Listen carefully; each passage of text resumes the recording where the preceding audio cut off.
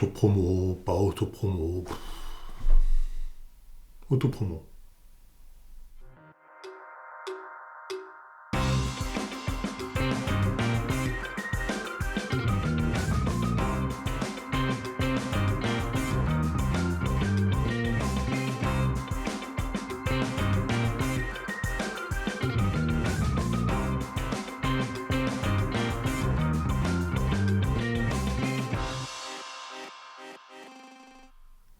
Bonjour, je suis Yannick Menesseur. Je suis maître de conférences associé à l'Université de Strasbourg, également magistrat et expert associé à l'Institut Robert Badinter. Je suis très heureux de vous accueillir dans cette série de streams chroniques IA et numérique, qui est un stream qui a pour objectif de vulgariser les enjeux de l'intégration du numérique et de l'intelligence artificielle dans le droit et la justice. Vous allez avoir une série de courtes vidéos pédagogiques qui, j'espère, pourront éclairer les débats de manière neutre, objective et informée.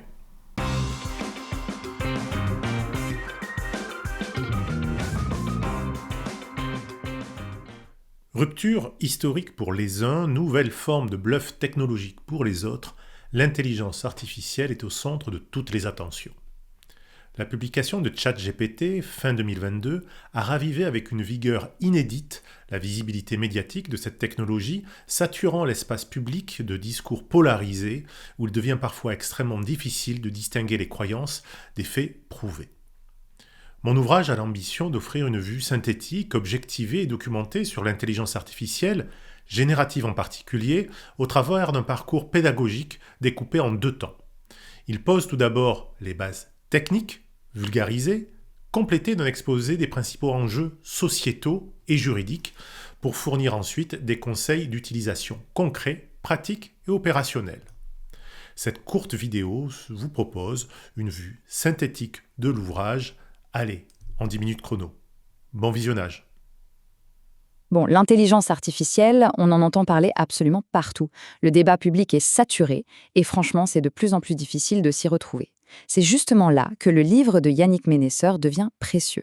Il se présente comme un guide, une analyse vraiment claire et documentée, conçue spécialement pour les pros du droit qui veulent piger cette technologie sans se laisser emporter par le flot continu d'informations. Et dès le début, attention, le ton est donné. C'est sérieux. Dans la préface, Alexandra Bensamoun nous met en garde. L'enjeu, il est bien plus grand qu'une simple innovation. C'est carrément notre libre pensée qui est sur la table.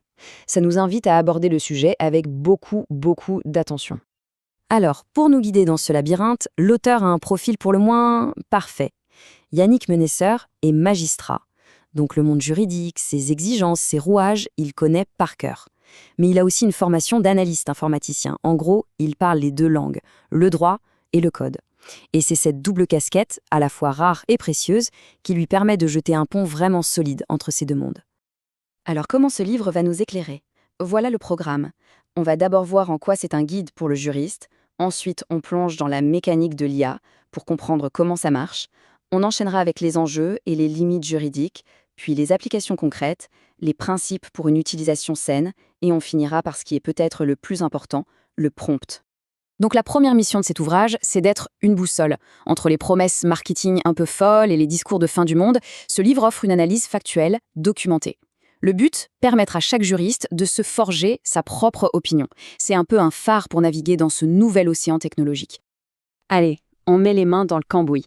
L'analogie de l'auteur est excellente. Pour conduire une voiture, pas besoin d'être mécanicien. Par contre, il faut quand même comprendre les bases du fonctionnement du moteur pour éviter les erreurs.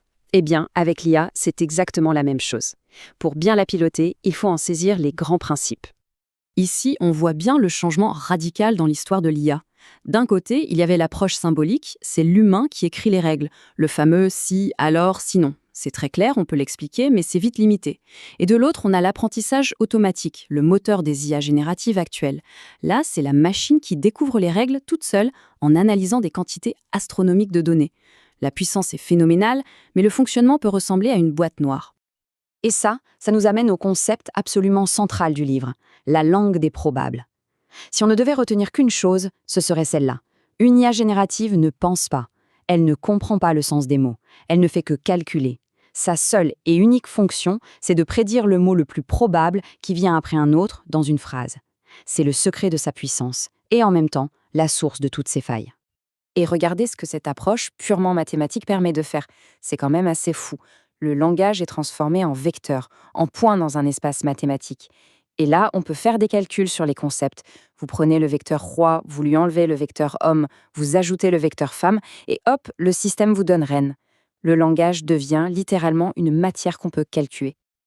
Ok, maintenant qu'on a un peu saisi la mécanique, on va parler de ce qui nous intéresse au premier chef en tant que juriste. Les conséquences, les risques et surtout les failles structurelles de ces technologies. C'est là que l'esprit critique doit être à son maximum.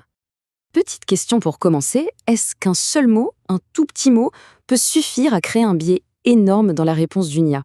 La réponse que donne le livre est un grand oui, sans aucune hésitation. L'auteur a fait le test lui-même sur l'IA Midjourney. Il tape « un couple parisien ».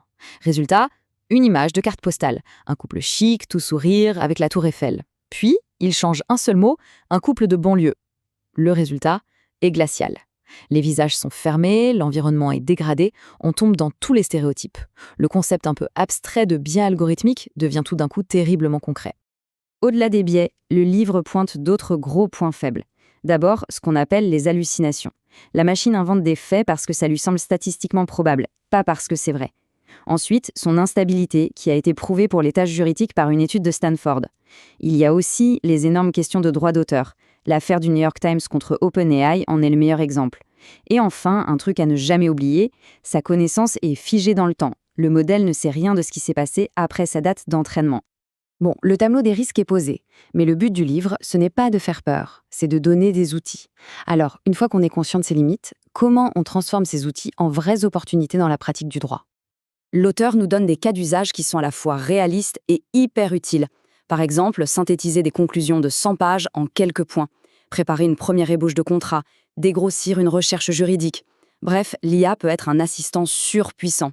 Mais l'auteur insiste bien sur un point. C'est un assistant qui augmente l'expertise humaine. Il ne la remplace jamais.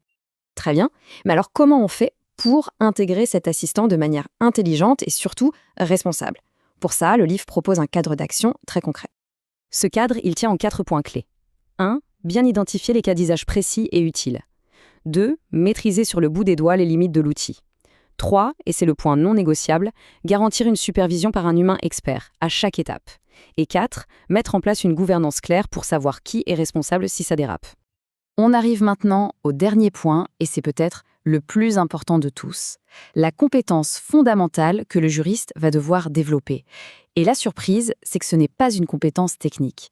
C'est une compétence purement linguistique. Parce qu'au final, la clé, elle n'est pas dans la machine. Elle est dans la qualité du langage qu'on utilise pour lui parler. C'est la maîtrise de l'instruction qui va faire toute la différence entre un résultat médiocre et un résultat bluffant. Cette instruction, c'est ce qu'on appelle le prompt. L'auteur utilise une très belle image pour ça, il parle d'un nouveau proto-langage. C'est une sorte de dialecte à mi-chemin entre notre langue naturelle et la logique de la machine. Apprendre à parler ce dialecte, c'est la condition sine qua non pour vraiment exploiter le potentiel de ces outils.